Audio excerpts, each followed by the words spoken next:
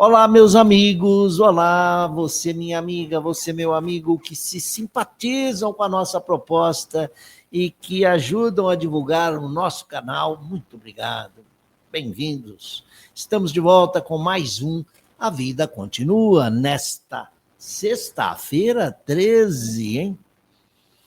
Sexta-feira 13, tempo nublado, chuvoso.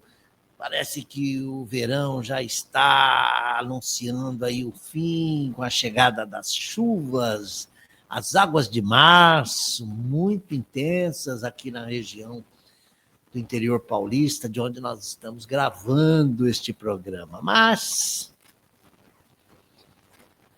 as chuvas, ora, as chuvas, que são as chuvas no meio das bombas? As bombas, quem atiram são os homens. Estamos vivendo uma guerra. Ainda não tem os contornos de uma guerra mundial, mas os reflexos já chegaram por aqui. É verdade, meus amigos. Por isso que estamos, de novo, reeditando o programa da semana passada. O programa ficou prejudicado. Eu falava, por que a guerra? Por quê? Por que o homem faz a guerra? Mal sabia eu, agora eu sei, que essa pergunta, why war? Por que a guerra? Provocou uma série de correspondências entre Einstein e Freud, lá ainda nos anos 31, 32. A Segunda Guerra ainda não havia começado, mas os rumores de guerra já eram muito elevados, porque Hitler já era o chanceler da Alemanha e, como chanceler, ele já vinha aglutinando seguidores cada vez mais, com um discurso inflamado, e a iminência de uma Segunda Guerra Mundial já era bem clara. Einstein havia percebido isso. Tanto que nos anos 32, agosto de 32, ele já estava nos Estados Unidos, com nacionalidade americana, né? O próprio Freud já estava também vivendo em Londres desde 31 e já sofria um câncer no palato. Mas as cartas que eles trocaram foram muito significativas. Quem quiser ver mais sobre isso, basta digitar, como eu fiz. Por que a guerra? E você cai lá numa série de vídeos que estão publicados. Um deles eu até recomendo, é o primeiro que aparece ali, o Tinocando. Eu até me inscrevi no canal. Eles fazem um apanhado muito bonito do que foi essa troca de cartas. Vejam, dois judeus eminentes na sociedade da época. Eu acho até que Freud era menos conhecido que Einstein, o físico. E eles trocam essas cartas. Eu me lembro que a primeira carta... Então, eu digitei porque a guerra, apareceram um monte de canais que falaram esse assunto. Essa pergunta já ecoou muitas vezes na cabeça das pessoas. Na tua também, tenho certeza. E quando eu vi os jornais de hoje de manhã, as bombas, os mísseis, armas nucleares, o medo de uma hecatombe de novo, eu falei, o tema vai ficar ainda aqui por um bom tempo na nossa cabeça. Comecei a pensar nisso e fui ver as trocas de cartas dos dois. Einstein começa, ora, meu caro amigo Sigmund, era Segismundo o nome de Freud, mas ficou Sigmund Freud. A gente escreve com S, mas é Zig no alemão, né? Sigmund Freud. Ora, meu caro Sigmund, eu não entendo nada de psicanálise. E o Freud? Eu também entendo muito pouco de física. Mas nós dois estamos preocupados com o mesmo problema. Nós sabemos que cresce aí a ideia de uma Segunda Guerra Mundial, o antissemitismo é forte, nós estamos sofrendo na nossa pele. Vamos refletir, por que o homem faz a guerra? Olha, a primeira carta parece que não rendeu muita coisa, mas depois, nova carta de Einstein, e aí respostas de Freud. Freud começou a tecer considerações sobre isso. É o que nós vamos falar hoje. Mas não vamos falar só. Você vai ver que há pontos em comum ao que falou Freud, ao que disseram os espíritos, Allan Kardec, quase 100 anos antes, quase 80 anos antes, quando ele publicou o Livro dos Espíritos, em 1857. Veja só. Pontos em comum. Até que Freud ganhou minha simpatia, porque ele tentou entender o motivo das guerras. Por que o homem faz a guerra? É o predomínio do instinto sobre a razão, diz os espíritos. É o transbordar das paixões, dizem os espíritos, Allan Kardec. Diz Freud, o homem é movido pela paixão e o ódio. Eu coloquei também alguma coisa que eu estou vendo na internet, porque eu sou uma pessoa que vivo o dia de hoje. Para mim, o espiritismo tem que estar contextualizado. Nós estamos estudando a Gênese lá na Casa Espírita, através também de um canal. Quem quiser assistir, pode assistir lá no Instituição Vandir Dias. Você vai encontrar, Vandir com V, você vai encontrar lá os vídeos que nós postamos lá dos nossos encontros online com o grupo de frequentadores da casa. A ideia é que isso seja aberto, como eu estou fazendo aqui com a Vida Continua. Será bom, porque aí alcançaremos um número maior de corações, não é? Mas lá nós estamos discutindo a Gênese, e muita gente diz, a Gênese é difícil. Traga para o momento de hoje. Você verá que Kardec é atualíssimo. E ele, com a Revista Espírita, não perdia contato com o mundo exterior. Não, ele estava escrevendo as obras, mas, paralelamente, tinha reuniões na Sociedade Espírita de Paris e tinha a revista. E a revista ele respondia ao Le Siècle, ao Le Monde, ao Moniteur, ao L'Universel. Todos os jornais da época publicavam, ele lia. Opa, fizeram aqui, tem um fato aqui que eu quero ver. Os Processos de Morzine, por exemplo. Poxa, isso aí dominou a mídia por um ano. Começou em 1862 e se arrastou em 1863. E você vai encontrar nesses 2 anos Allan Kardec falando sobre os possessos possuídos. De Morzine, o termo técnico aí, possesso, a gente substituiria, né? Subjugados. Não, vamos usar possessos. Depois Allan Kardec dirá que a possessão é um grau máximo da obsessão. A obsessão tem um grau simples, obsessão, fascinação, subjugação. Quer dizer, a possessão seria isso. Mas não se pode entender por possessão que o espírito tenha tomado o corpo, literalmente, do outro espírito e empurrado ele para lá. Não. O espírito está aqui, comandando o seu corpo. 2 espíritos não podem ocupar o mesmo corpo. 2 corpos não podem ocupar o mesmo lugar no espaço, diz a ciência. O mesmo no espiritismo. O espírito, que é dono de um corpo, não tem como você tirá-lo dali só se ele morrer. E ele não morreu, ele está ali. Porém, ele está de tal forma sucumbindo à influência do outro espírito, que o outro espírito fala, faça isso, manipula ele como um robozinho. É esse o sentido de possessão. Então, durante esses anos aí, de novembro de 62, vai para frente, toda a imprensa europeia estava preocupada com isso. O que é isso que está acontecendo lá na Saboia, ou Savoia, é o cantão francês próximo da Suíça. Numa comunidade ali, Morzine, as moças de um convento estavam todas elas tendo acessos histéricos, pelo menos é o que se pensava, mas, na verdade, elas entravam em transe e espíritos muito endurecidos se manifestavam com palavras baixo calão, atacando, tal como a gente vê numa comunicação mediúnica em que o desencarnado se apresenta assim, violento, muito ruidoso. Você tem que trazer o médium que está recebendo esse espírito, aprende a educá-lo traz ele para uma voltagem mais baixa, ele está numa voltagem de cento e tantos kVA, você tem que trazer ele aqui, ó. Diminuir a voltagem dele.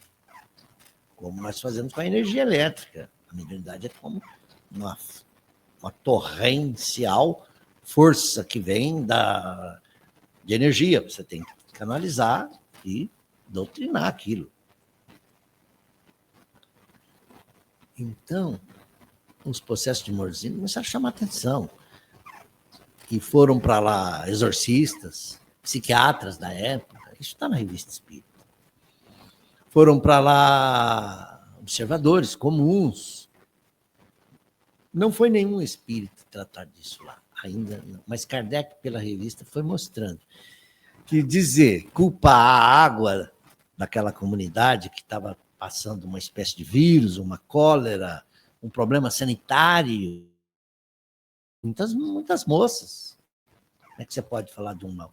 Tiraram as moças dali, o fenômeno continuou ocorrendo, sinal de que não é a água, não é o ar, não é um vírus local, não é um problema de saúde pública. Os processos de Morzine tinham muito mais que isso. Foi lá um religioso também, não deu conta. Mas Kardec foi mostrando pela revista que havia ali, sim, um caso de obsessão coletiva. Então, Allan Kardec fez ver que aquela comunidade estava infestada de espíritos vingativos que queriam, então, se apresentar ali e se manifestar. E Deus o permitia. Permitiu muita coisa, porque era o período das revelações. A revelação espírita estava ali para catalogar aqueles fenômenos e estudá-los. Tá? É um assunto, então, para a gente estudar. E nós estamos estudando lá na casa Vandir Dias. Mas eu queria também falar desse filme aí, ó. É uma série que está no Netflix.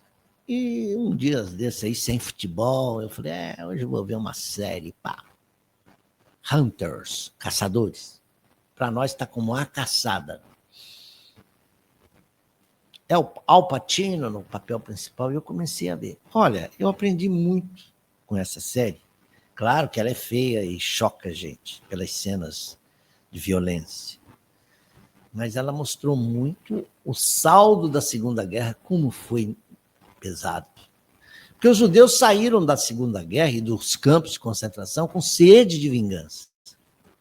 Assim, começaram a perseguir nazistas através da Corte Internacional de Justiça, de Haia, mas também através da sua polícia, vamos dizer, a sua polícia jurídica, é o Mossad. Como é que a Mossad pode ser entendida por nós? Uma espécie de inteligência para caçar antigos criminosos de guerra? É a igreja. Então, era uma polícia inteligente, vamos dizer assim, de Israel. Mas nem o FBI, nem a Mossad conseguia pegar os nazistas. Então, os judeus falaram, já que eles não conseguem fazer a justiça, nós vamos fazer com as nossas próprias mãos. Então, lá em Nova York, no ano de 1977, um grupo de judeus resolve começar a caçar nazista em Nova York, e eles estavam lá, em vários papéis. Se não estava em Nova York, estava lá na Flórida, em Miami, no Cabo Canaveral. Se não estavam ali trabalhando como cientistas americanos, os americanos traziam muitos cientistas judeus e cientistas alemães para trabalhar nos seus centros de pesquisa, na sua NASA, por exemplo. Lembre-se que nós estamos aí na corrida espacial, na Guerra Fria. Então, o filme começa a mostrar judeus assim, criando suas próprias armas, treinando civis. Minha avó morreu e foi torturada por um nazista. Eu quero pegar aquele fulano de tal, e o nome dele. Gunstad, Karl, não sei o quê, os nomes alemães. E vamos atrás dele. Olha, os arquivos mostram que ele migrou para cá no ano tal, depois foi trabalhar, mas mudou de nome, aqui ele está usando esse nome. Ia, encontrava, matava. E tentava fazer ele sentir a mesma dor. Quer dizer, os judeus queriam olho por olho, dente por dente. É esse o perdão judaico? o que está lá na Torá, o que está lá no Talmud, o que diz, como é que é o perdão judeu? E eu falei, o Yom Kippur, dia do perdão, os judeus são caros, têm apreço ao perdão. E quando eu fui ler sobre o perdão judeu, eu descobri que o Yom Kippur é uma data religiosa, como tantas outras que eles têm, que começa no pôr do sol da sexta e vai até o sábado, pôr do sol, no qual eles fazem uma série de serviços religiosos e apelam a Deus, o seu Deus único, seu Jeová, que lhes perdoe dos seus erros. Ou seja, Senhor, dê o perdão às nossas faltas. É como se eles estivessem se confessando para Deus. Perdoe, ontem eu errei, ontem eu matei alguns nazistas, ou ontem eu lesei meu irmão, ontem eu cometi um deslize, eu cobicei a mulher do próximo, coisa do tipo. Ontem eu lesei o comerciante da esquina, eu lesei outro. Perdoe a minha falta. Não é perdoe aquilo que eu fiz ao meu próximo. Perdoe o perdão da divindade para com eles, para que eles saiam do livro dos perversos e entrem nos livros dos justos, como está na Torá. Esse é o sentimento do Yom Kippur deles. Eles pedem perdão para eles. Eles não estão ali para perdoar o semelhante que os fez sofrer. Eles não estão ali para pedir, Senhor, perdoe os nossos irmãos nazistas que fizeram tanto mal a nós. Eles não sabiam o que faziam. Não. Esse é o perdão de Jesus. É o perdão que Jesus ensinou. É o perdão incondicional. Perdoai 70 vezes 7 o teu irmão. Perdoe para que sejais perdoados. Ou seja, você perdoa a dívida do teu irmão, porque Deus está te perdoando as dívidas que você tem também. Então, o perdão do cristianismo é um salto quântico enorme em relação ao perdão judaico. Se os judeus tivessem perdoado os seus irmãos palestinos, por exemplo, eles não teriam arrastado a guerra de Gaza há tanto tempo. Os meios diplomáticos teriam sido usados para trazer os reféns de volta, que a justiça internacional ia punir o Hamas, etc. Mas não foi o que aconteceu. O Israel, em 2023, 7 de outubro, o Hamas entra lá no território judeu e metralha, mata algumas centenas de judeus que não tiveram nem tempo de se defender e fizeram reféns. É um crime. Israel respondeu numa proporção de 100 para 1. Matou 70 mil palestinos ao longo da guerra. Parece ter terminado, né? Eu espero que sim. Agora, no final de 25. Gaza totalmente destruída. Um saldo de milhares. Foram cerca de 60 a 70 mil crianças mortas durante as invasões, os ataques. Então, o perdão não é assim, eu te perdoo e nós vamos tentar resolver isso de uma maneira diplomática, não. Ainda hoje, Israel e Irã estão trocando bombas, bomba para lá, bomba para cá. Israel tem um poder bélico importante, se defende com aquele dome, uma espécie de uma cúpula assim, que protege o espaço aéreo, mas não tanto. Os drones conseguem enganar aí os radares e conseguem matar também. Ah, meus queridos, eu vi essa série. Mas o que é importante? Não só compreender o sentimento aí que move o judeu de hoje. Eu visitei Israel. Eu fiz uma leitura daquele povo. Eu não vi mal nas pessoas, não vi. Eu vi que muitos estão. Inclusive, poucos dos israelitas seguem a fé ortodoxa do passado. Mas o que eu vi na série que foi bom, começou lá a partir do 4º, 5º episódio, são 2 temporadas, começou a ter fenômenos de aparições, espíritos se comunicando com os da Terra. O menino lá que quer vingar a avó, que foi morta com um nazista que veio e encontrou ela, e também, porque o inverso também ocorria. Judeu caça nazista, nazista caça judeu. Porque o neonazismo está aí, muito presente. Ele pega uma faca que tinha nas coisas da avó e tenta sair na rua fazer justiça. Até que alguém fala, não, assim você não vai conseguir nada, vem com nós. Nós temos aqui um grupo, um esquadrão para fazer justiça.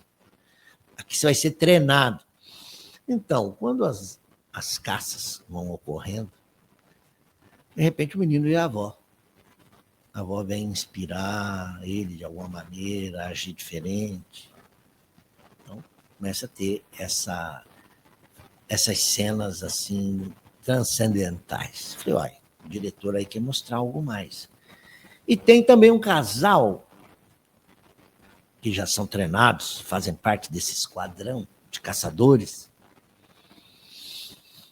Eles têm idade já, mas os dois estão lá, fazendo de tudo. Aprendem a atirar, aprendem a lutar, aprendem a desarmar bomba, aprendem a fazer tudo. Eles querem vingar muito um filho querido, que com 7 anos pintava, o menino era uma beleza, era um menino sensível, tocava piano. E um grupo lá da Gestapo entra na casa deles, fala, vem conosco, e leva os 3, pai, mãe e filho, para o campo de concentração. E chega lá e fala, agora vai dividir a fila. O menino vai para lá, você, mulher, vai para lá e ele para lá. O homem agarra o filho e fala, não leva meu filho não pode, ele não vai sair de mim. Os oficiais ficam bravos, tal, ameaça, tenta tirar o menino à força, até que vai um superior lá e diz, peraí, eu resolvo. Tira a arma, pá, mata o menino. O pai abraça aquela criança. Não, meu filho. E mesmo depois de morto, o homem se recusa a largar aquele menino.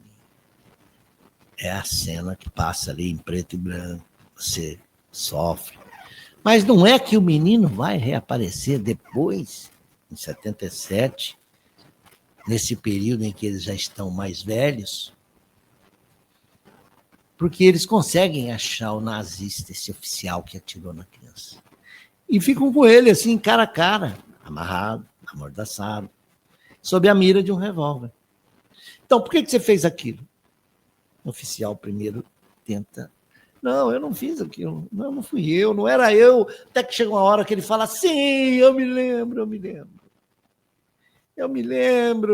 Você, inclusive, não queria deixar o menino nem depois de morto.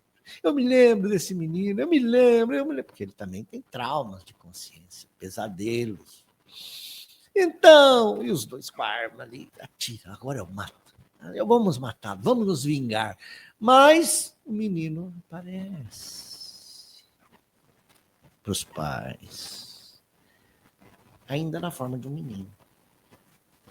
E quem diz, não, eu estou pintando, eu continuo vivendo. Vocês não precisam fazer o que ele fez, porque se fizerem assim, estarão se igualando a ele.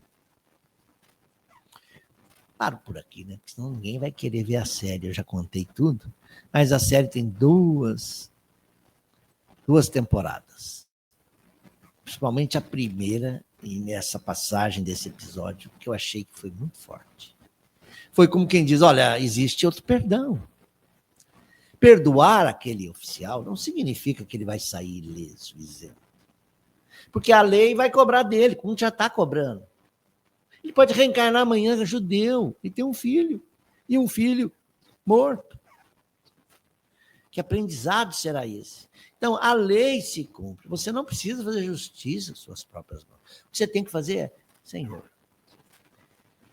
se o nosso filho pereceu dessa forma, alguma razão há, não há uma folha que caia sem que o Senhor não queira. Deus é soberanamente bom e justo. Então, vamos nos curvar à inteligência divina e à misericórdia divina. Vamos aceitar a justiça divina. Que cabe a nós agora fazer o bem, sempre. Não temos o nosso filho aqui, mas ele vive. E não matar, como ele matou, como o oficial matou. Então, hoje, nós estamos prontos para fazer o perdão, como Jesus ensinou? Nós não estamos perdoando nada, nós revidamos na hora. Vê a última partida de futebol aí, de Cruzeiro e Atlético Mineiro. Os dois times se gladiaram, foi uma batalha campal, soco, pontapé, atrito. Tanto é que eles tiveram que vir a público aí se retratarem, pelo menos 2 já vieram. Envergonhados, dizer que aquilo não se faz. Por que eles foram movidos por esse sentimento? O que é que faz a guerra, então? Aí nós vamos chegar lá nas cartinhas lá de Freud. Why war? Por que a guerra? Freud dizia para o Einstein, olha, Einstein, é uma questão da paixão. O homem, ele como psicanalista, ele mostrou a sua doutrina. Eu acredito nisso. A sua teoria que o homem é movido por ódio e, quer dizer, é o predomínio do instinto, das paixões. O Espiritismo também diz isso. Já eu volto aqui na Joana de Ângeles. Aliás, vocês já leram aí o que diz Joana de Ângeles sobre o perdão? Na sua série psicológica, ela diz: Jesus elegeu o perdão irrestrito como terapêutica eficaz para todas as enfermidades. Infelicitado por alguém, perdoa-o, desatrela-te dele, facultando-lhe a paz e vivendo o bem-estar que decorre da ação correta. Joana de Ângeles, do livro Jesus e a Atualidade, daquela série psicológica do Homem Integral. Como eu revisei um livro sobre Joana de Ângeles, eu estou com essas ideias na cabeça bem recentes. Mas tem aí também Guerra e Paz, de Leão Tolstói, ainda encarnado, quando ele escreveu uma série de livros, Ana Karenina, Guerra e Paz. Leão Tolstói, esse espírito que já transmitiu várias outras obras por médiuns brasileiros, Ivone do Amaral, Zilda Gama, e também a Célia Xavier de Camargo, que é uma médium menos conhecida do Paraná, mas Leão Tolstói examinou as guerras napoleônicas contra o czar russo, por exemplo, as invasões dele, as guerras contra os estados europeus, a monarquia europeia. É um livro também para estudar. Eu coloquei isso a título de uma dica. Mas agora sim, chegamos ao pensamento espírita, que é o que impele o homem à guerra: predominância da natureza animal sobre a natureza espiritual e transbordamento das paixões. É isso que está acontecendo? Em quem vocês estão pensando agora? Nele? No homem lá, o chefe, o superpoderoso, o ditador da América? Pensando nele também. No estado de barbárie, ou da barbárie, os povos, um só direito conhece, do mais forte. O mais forte vai lá e pisa no mais fraco. Parece que é isso que está acontecendo. Cuba, a tua hora vai chegar. É só questão de tempo. Vocês aí, o quê? Venezuela? Não, a gente vai aí e com algumas bombinhas a gente já toma vocês. Por isso é que, para tais povos, o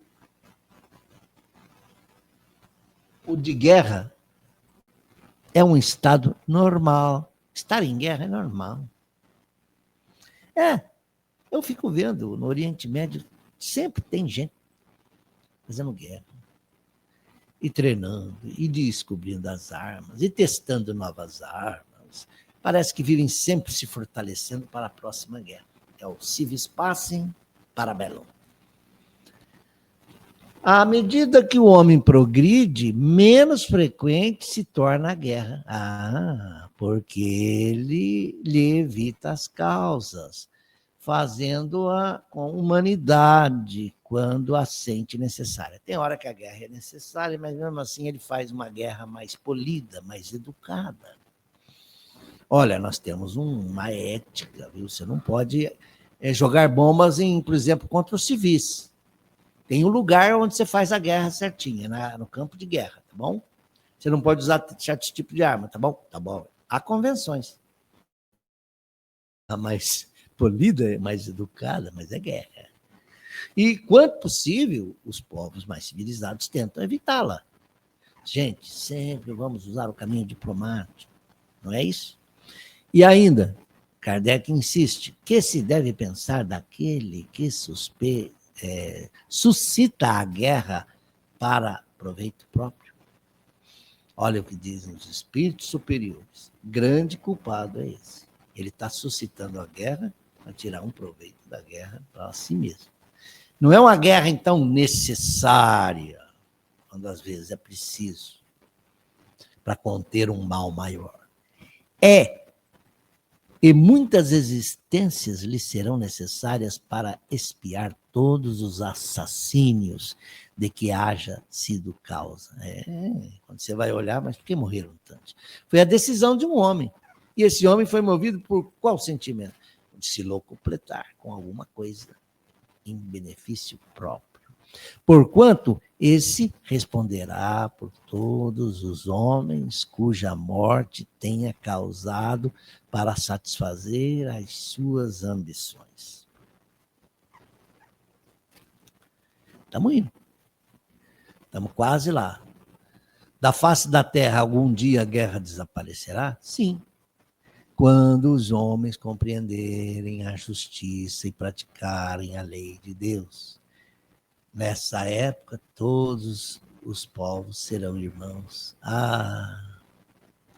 Que objetivo a providência?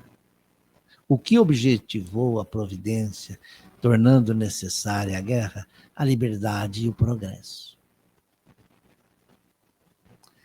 Bom, deixa a lei da destruição, que os flagelos também fazem parte de uma lei divina, a lei de destruição. A guerra também está inserida na lei de destruição. Os espíritos vão dizer aí que até na guerra, quando você tem guerra, você tem equilíbrios demográficos acontecendo.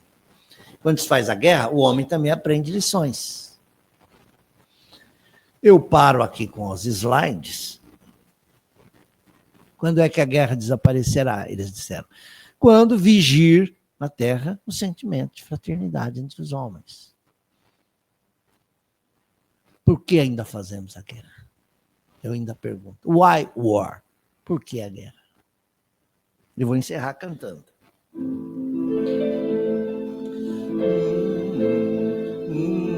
Vede al mare quanto è bello, inspira tanto sentimento. Eu fiz uma versão para essa bela canzone italiana. Elevemos uma prece ao eterno Criador. O caminho ele oferece, é Jesus o Salvador. Elevemos uma prece em sublime evocação de Jesus, não se esquece, vive em nosso coração. Há 2000 anos passados é o Cristo, ele ao mundo anunciou, é o Cristo, para guiar a humanidade, é o Cristo, virá o Consolador, o Espiritismo, a doutrina de Kardec, o Evangelho restaurou, em espírito e verdade, como Cristo ensinou. Com a fé iremos avançar, sempre ao lado da razão, amando semelhante ao nosso irmão.